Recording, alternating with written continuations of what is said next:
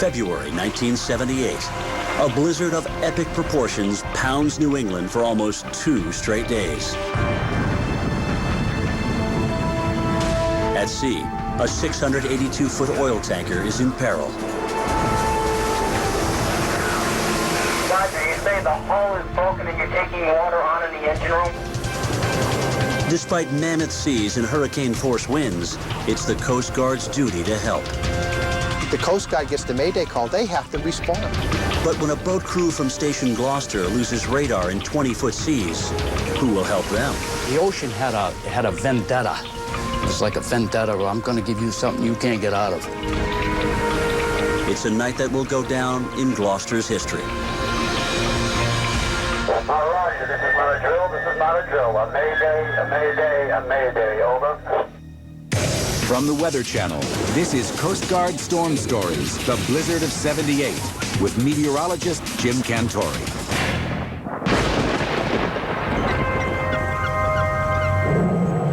January 2006. The men and women of U.S. Coast Guard Station Gloucester are in the midst of a long winter. They have to be ready for anything the weather brings. You want to give us a rundown on the weather, what time it's supposed to arrive, and what we're looking at for sea conditions? Our offshore forecast, which is from 25 miles out to the Hague line. Tomorrow, winds shifting in the northeast, increasing 30 to 40 knots, seas building 7 to 14 feet. So far right now. Today, a boat crew meets to review weather forecasts before heading out for any search and rescue cases. They'll use what is known as a GAR, or GAR model, to determine if conditions are safe enough to proceed out to sea. GAR stands for green, amber, red. It's basically an operational risk assessment tool that we use, that we go over with our boat crews each and every time prior to them getting underway for any kind of evolution. We look at coxswain experience, crew experience, planning, weather conditions. While the Coast Guard's main mission is to save the lives of others, they must also ensure their own safety at sea, particularly during New England's stormy winter months. Today, the crew stays close to Station Gloucester. It's totally safety first.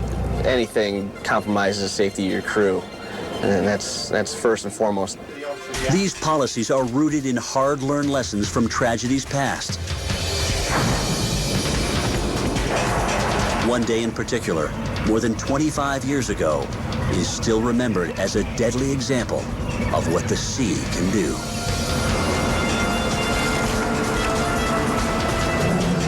February 6th, 1978. A storm system is gaining strength off the eastern seaboard. Retired Coast Guard seaman Ralph Stevens remembers its force. I knew there was a storm coming. It was a tranquil day, and then it just kind of gradually went downhill, but then it just seemed like the bottom fell out of it.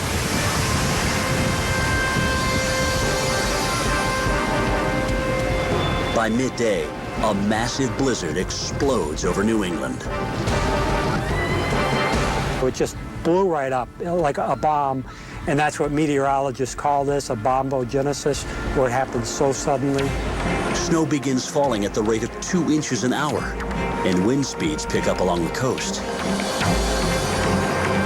On the ocean, waves kick up to 10 feet. While most ships have made it to the safety of port, some remain at sea. 5 p.m.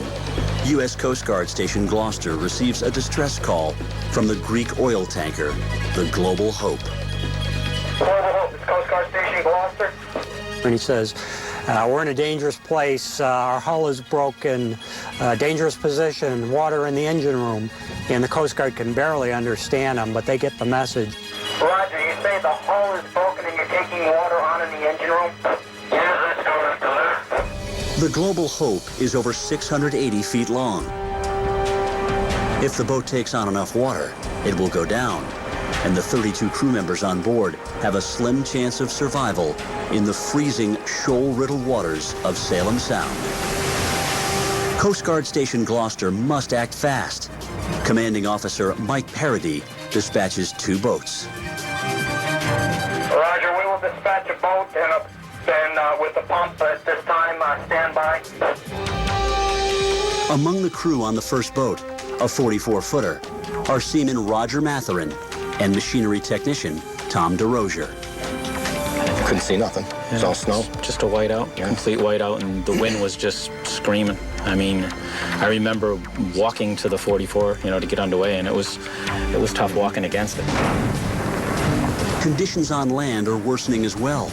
The snow is coming down so hard and fast that many motorists become trapped inside their vehicles.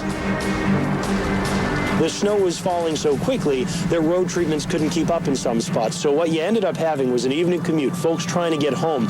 And that's when the blizzard really first started to come in. In nearby Rockport, coastal flooding sweeps some oceanfront homes out to sea. At Station Gloucester, efforts to re-establish contact with the Global Hope are unsuccessful. Motor tanker, Global Hope, motor tanker, Global Hope. This Coast Guard Station Gloucester 16, shift and answer channel 12. With no knowledge of the on-scene conditions, the search and rescue crew is virtually blind to what awaits them. Seaman Ralph Stevens is on board the second Coast Guard boat, a 41-footer. We were taking heavy weather waves, just 10-Pound Island or so, just on the other side of that. The weather was bad. No visibility, snow was sideways, and the 44 was out past us. The 41-footer is no match for the enormous seas inside Gloucester Harbor, let alone what awaits outside the breakwall. We, as a group, the four of us, just decided that this was no place for this boat to be, so we've turned around to come back in. We just couldn't be of any help to anybody. Gloucester, this is 353. We're at Round Rock Show, returning station. We're headed back in right now. Take quite a beating, over. 353 station, Gloucester, roger that. But the 44 continues on its course to the Global Hope. It was probably the worst I'd been in at that point. I mean, seas were huge, you couldn't see them. It was just a complete whiteout. The wind was screaming. We knew everything on the boat was breaking loose, but you couldn't leave the pilot house. If you went down below, even though it was enclosed, you're going to get thrown all over the place because you don't know where the waves are coming from. By now, winds have reached hurricane force in some places.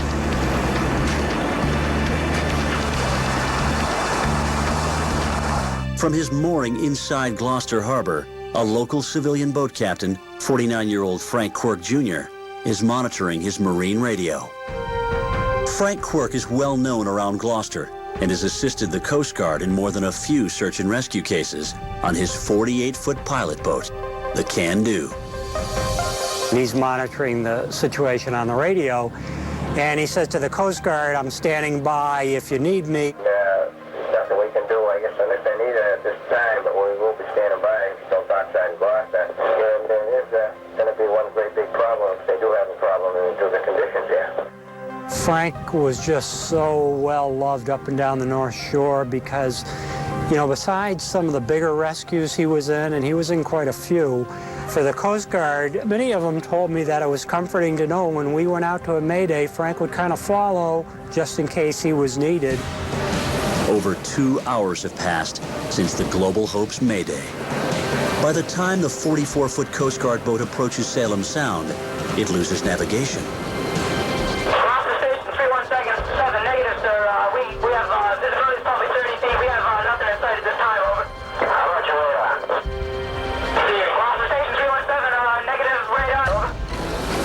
With only a compass to navigate their way through the treacherous waters of Salem Sound, the 44 crew risks running aground, or worse. Anything out of that channel is just rock ledge or rock island or it's a pretty unforgiving area. And it was definitely in our minds that, there's a good possibility of going aground. They've got no radar, so they're kind of groping their way in. And they're in there for what seems like probably an hour before they do hit something. After slamming into a rock, the 44 loses engine power. Although the boat is not taking on water, it is still at the mercy of 20-foot seas. Loud, just a big loud thud, and then just engine alarms and quiet. There wasn't a time for, oh my God, what do we do? Meanwhile, back in Gloucester Harbor, Frank Quirk hears the Coast Guard's plight on his Marine radio and assembles a crew to help. Among his crew is 29-year-old retired Station Gloucester coxswain Charlie Bucko. Bucko is at home with his fiancée Sharon when Quirk's call comes in. We got a call from Frank that he needed help. They possibly may go out because there was a tanker in trouble. Walked out the door, and last thing he said was, "Don't worry, I'll be back." Quirk and his crew feel compelled to help the distressed Coast Guard boat. Especially with Frank feeling almost like a father to these young guys, same age as his own son, and Charlie being the one that's trained him.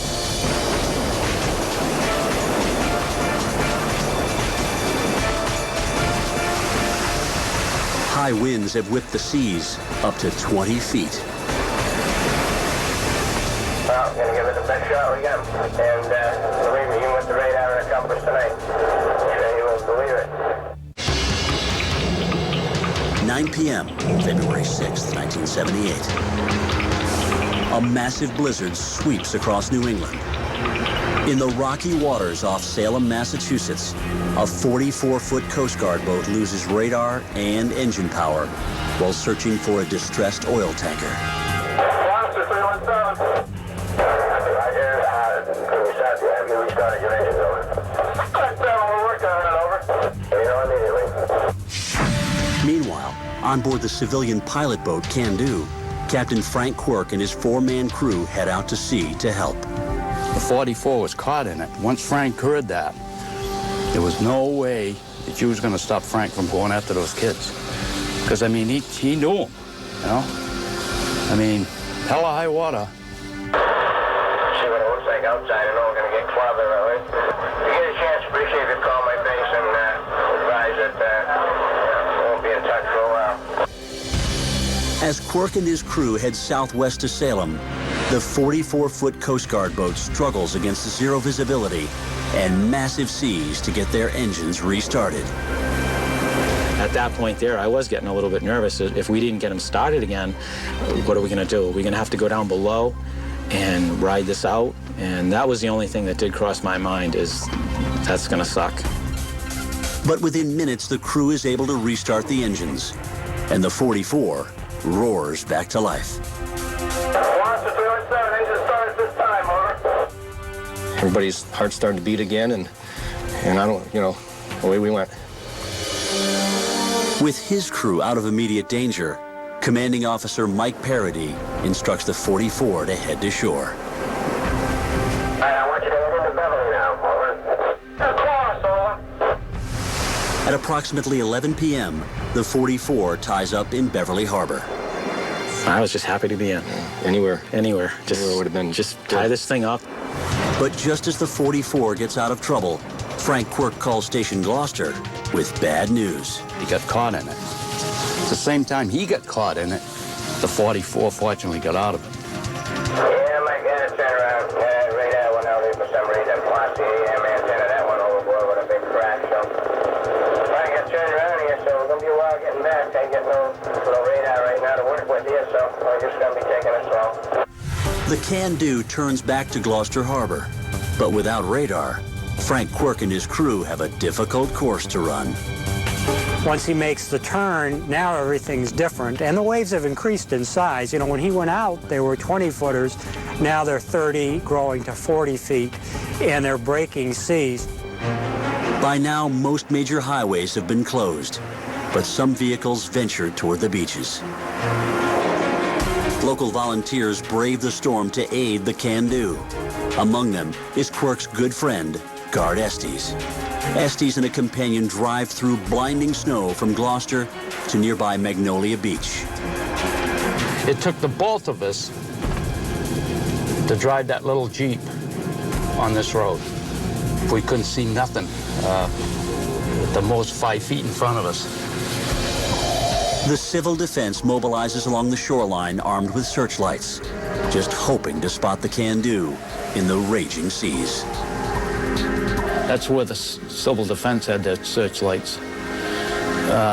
There were other people here along the shore with whatever lights they could shine out. And every chance I had, I'd go and shine my lights out because we knew the Can-Do was out there. As the Can-Do struggles back to Gloucester, Captain Frank Quirk's family is listening from a scanner radio.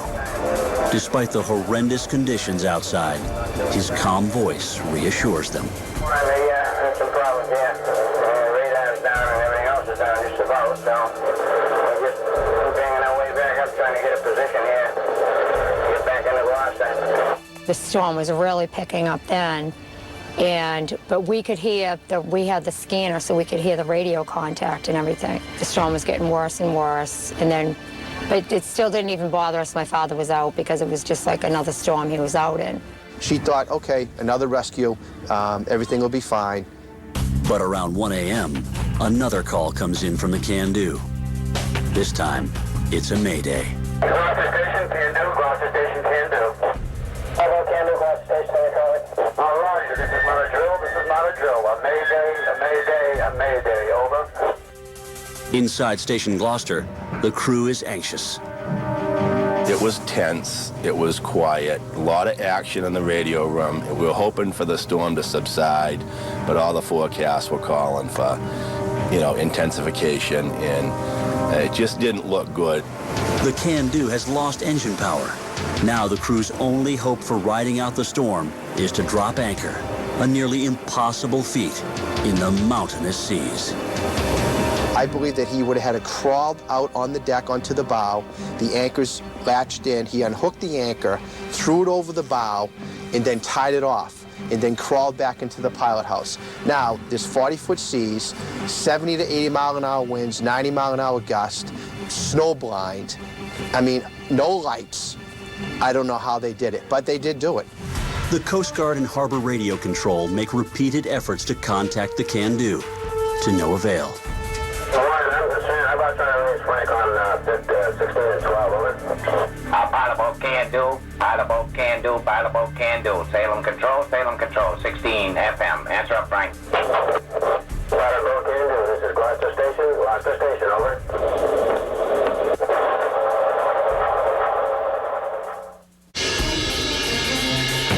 February 8th, 1978.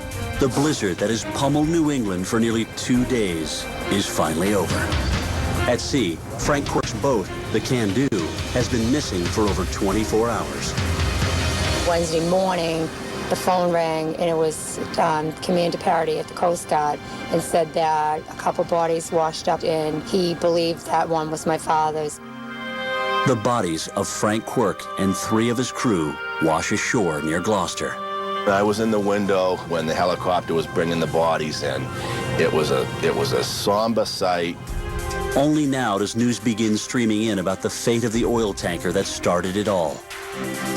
Despite the Global Hope's Mayday call, the tanker is hard aground in only 25 feet of water, in no apparent danger of sinking. The captain calls in a mayday and he loses all his power. If he only had a handheld to say, okay, we're taking on water, but we're not going anywhere. We're not sinking. So the Coast Guard gets the mayday call, they have to respond. A week later, a search plane spots the battered hull of the Can-Do off Marblehead, Massachusetts. Divers find the body of former Coast Guard Charlie Bucko inside. It's devastating news for his fiancée, Sharon. I just knew he was with the boat. He was always trained to stay with the boat, and I knew if anybody could get him out of that, Charlie could. As Gloucester reels from the loss of the Can-Do, the rest of New England recovers from massive storm damage. The U.S. Army arrives to help the Northeast shovel out from under 1 to as much as 4 feet of snow. And 99 blizzard-related deaths are reported. Never seen anything like that since. Nothing with the wind and the violence of that storm had. The ocean had a vendetta. It was like a vendetta. I'm going to give you something you can't get out of. For their heroic efforts, the city of Gloucester posthumously awards the crew of the Can-Do its highest honor, the Mariner's Medal. But this won't be the last of the Can-Do.